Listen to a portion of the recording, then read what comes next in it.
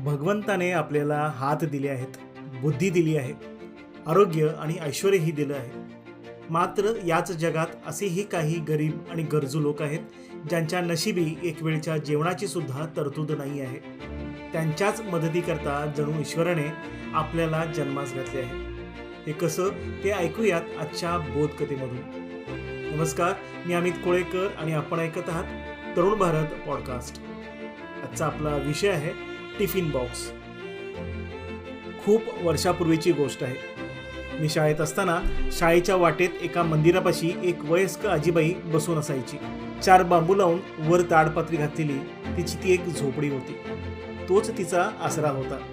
अंगावर मळलेली साडी, केस पूर्णपणे पिकलेले, वय साधारण 70-75च्या आसपास. एका गोंडपाटावर ती बसून असायची.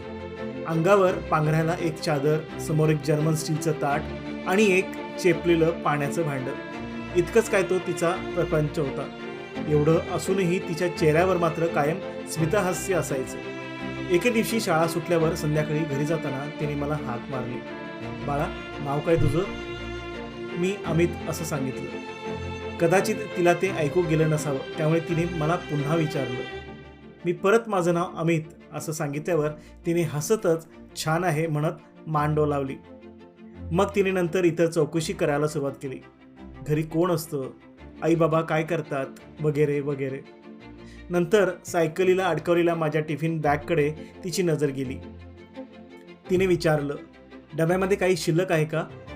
मी क्षणभर गोंधळलो. मग बोललो, नाही वाजी. पण का कुणास ठाऊक खूप वाईट वाटलं मला त्या क्षणी नाही असं बोलताना.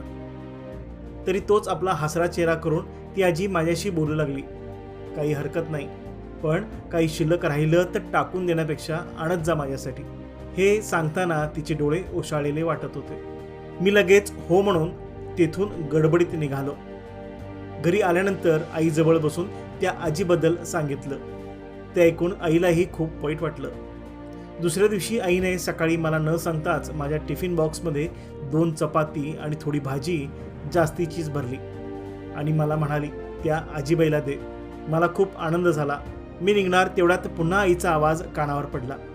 आता लगेच गेल्या गेल्या दे हा, म्हणजे ताजं ताजं खाऊन घेतील. मी हो म्हणून घरातून निघालो. सायकलीवरून लगबगीने त्या मंदिरापाशी पोचलो. आजीबाई आपल्या झोपडीत पडून होत्या. त्यांना उठवून तिच्यासाठी आणलेली डब्यातली चपाती भाजी तिच्यासमोर ठेवली. त्या क्षणी आजीच्या चेहऱ्यावर एक सुखद आनंद दाटून आला होता.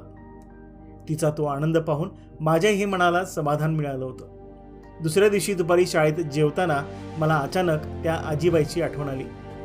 त्यावेळी डोक्यावर ऊन आलं होतं. ती जीवली असेल का या विचाराने माझं मन व्याकुळ होत होतं. पुन्हा एक चपाती माझ्या डब्यातून बाजूला काढून ठेवली आणि संध्याकाळी तो डबा मी त्या आजीला दिला. डबा दिल्याक्षणीच तिने तो रिकामा केला. मग त्यातील एका अर्ध्या चपातीचे तुकडे करून दूरवर जाऊन ठेवून दिले. बाजूला एका पाण्याच्या भांड्यात थोडं पाणीही भरून ठेवलं. त्या आजीची प्रत्येक हालचाल मी दुरून निरखून पाहत होतो. ती पुन्हा आपल्या जागेवर येऊन बसली. मी विचारलं, आजी काय करताय हे? आजी गालातल्या गालात हसली आणि बोलली, बघ तिकडे.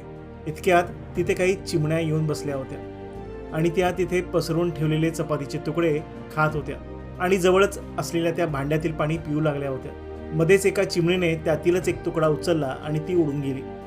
कदाचित तो तुकडा तिच्या भुकेल्या पिल्लांच्यासाठी असेल. त्या दिवशी मला जीवनाचा एक वेगळाच रंग दिसून आला. मी माझ्या डब्यातून काही घास त्या आजीबाईला दिले. तिने आपल्या घासातील काही घास त्या चिमण्यांना दिलं. त्या चिमण्यांनी आपल्यातला काही भाग आपल्या पिल्लांच्यासाठी उचलला. कदाचित हेच जीवन असेल, दुसऱ्यांच्यासाठी थोडंसं सुख घेऊन जाणे. असंच जवळजवळ 1 वर्ष उलटून गेलं. माझी 10वीची परीक्षा संपली होती. निकाल लागल्यावर आजीसाठी मी पेढे नेले होते. तिने तो पेढा घेऊन अर्धा आपण खाल्ला आणि अर्धा मला भरविला. डोळ्यात पाणी आणून ती आजी बोलू लागली, आठवणीने मला पेढा दिलास, यातच मला समाधान मिळालं. माझ्या पोटच्या पोराने मला या मंदिरातील देवीच्या दर्शनासाठी आणलं होतं आणि मला इथेच सोडून माझी नजर चुकून तो तेथून फरार झाला होता. पण कोण कुठला तू मला प्रेमाने आपला घास भरविलास. मी तृप्त झाली आहे. आता खूप समाधान वाटते आहे. तू खूप मोठा होशील, साहेब होशील, असं तिने मला आशीर्वाद दिला. माझे डोळे डबडबले होते. नजर खाली घालून मी काही न बोलता मी आजीच्या पाया पडलो आणि लगेचच सायकल घेऊन घरी परतलो. तेव्हा एक गोष्ट लक्षात आली की या जगात आशीर्वाद आणि आनंद मिळवणं खूप सोपं आहे. म्हणजे एखाद्याला आपण आनंद दिला की त्या बदल्यात आपल्याला समाधान आणि आशीर्वाद मिळून जातात. या दरम्यान खूप वर्षे उलटून गेली होती. मंदिरातील त्या पुजाऱ्यांच्याकडनं कळालं की आता आजी नाही राहिली. हे ऐकताच मन खूप दुःखी झालं. डोळ्यातून अश्रूंच्या धारा वाहू लागल्या होत्या. त्या क्षणी मला जाणवलं की आजीने मला जाता जाता जीवनातलं फार मोठ्या वास्तवाचे दर्शन घडवलं आहे. दिल्यानं वाढतं, मग ते प्रेम असो वा दान. आपल्या वाटणीतलं थोडंसं सुख दुसऱ्याला देणं हेच तर खरं जीवन आहे आणि हाच खरा जीवनाचा रंग आहे. आपलं पोट भरेल इतकंच आपण खाऊ. विविध कार्यक्रमातून होणारी निरर्थक अन्नाची नासाडी थांबवू. तेच भुकेलेल्यांना 4 घास जेवू घालू. भगवंत आपल्याला भरभरून देईल. म्हणून मित्रांनो, ही बोधकथा आपल्याला आवडल्यास आपल्या प्रिय व्यक्तीशी जरूर शेअर करा. पुन्हा भेटू एका नव्या बोधकथेसह. तोपर्यंत धन्यवाद.